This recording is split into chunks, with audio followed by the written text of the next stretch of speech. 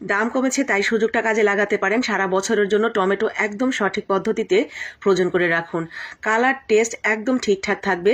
আপনি যখন তখন ইচ্ছা বের করে তরকারি রান্না, ডাল রান্না, নুডলস, পাস্তা, স্যুপ যে কোনো জায়গাতেই ব্যবহার করতে পারবেন। তো প্রথমেই আমরা কি করব, কিছু টমেটো নিয়ে নিব। সেটা দেশি বা হাইব্রিড, আপনার যেটা খুশি সেটা নেবেন।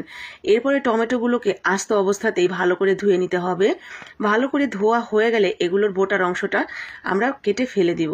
তো খুব ভালো করে টমেটোর গায়ে যাতে মাটি মাটি লেগে থাকে সেগুলো ক্লিন করে নিয়েছি।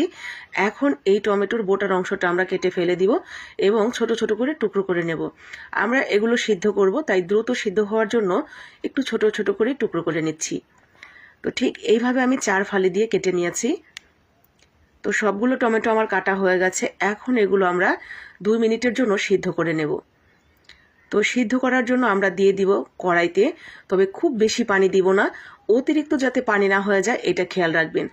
আর এখন দিয়ে দিব এখানে আমি ওই 2 থেকে 3 চামচের মতো ভিনেগার। এই ভিনেগারটা দেওয়ার কারণে সংরক্ষণ পদ্ধতিটা আপনার আরও মজবুত হয়ে যাবে, আর কালার এবং টেস্ট দুটোই একদম অটুট থাকবে।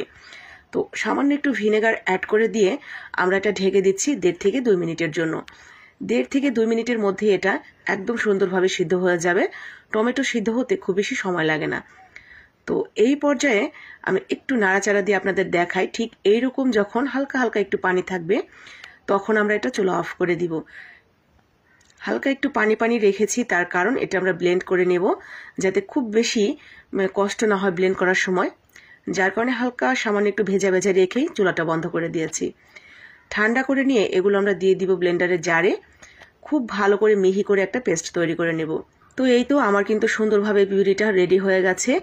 এখন এই পর্যায়ে কেউ যদি চান যে বড় একটা বক্সে ভরে আপনারা রেখে দিবেন, ঠিক যেভাবে আমরা আদা রসুন রাখি ডিপ ফ্রিজে সেইভাবে, তাহলেও কিন্তু হবে। একদম কালার, টেস্ট, ঘ্রাণ সব কিছু অটুট থাকবে আপনি যদি 6 মাস পরও বের করেন।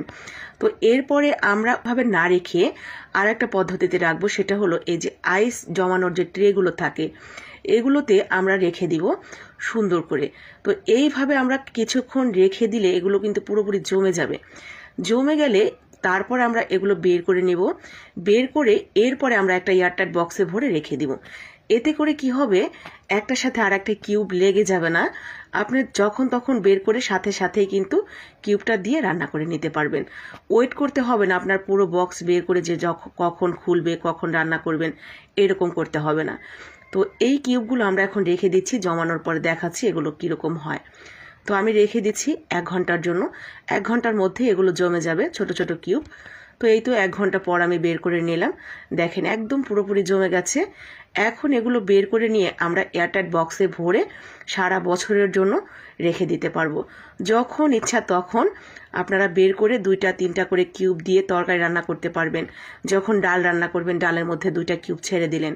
নুডলস, পাস্তা, স্যুপ সব কিছুতেই ব্যবহার করতে পারবেন এই টমেটোর কিউবগুলো।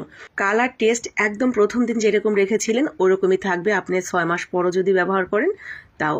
তো ভালো লাগলে বানিয়ে নেবেন, সেই সাথে লাইক, কমেন্ট, শেয়ার করে দিবেন যাতে সবাই দেখে বানিয়ে নিতে পারে এই টমেটোর দাম কম অবস্থায়।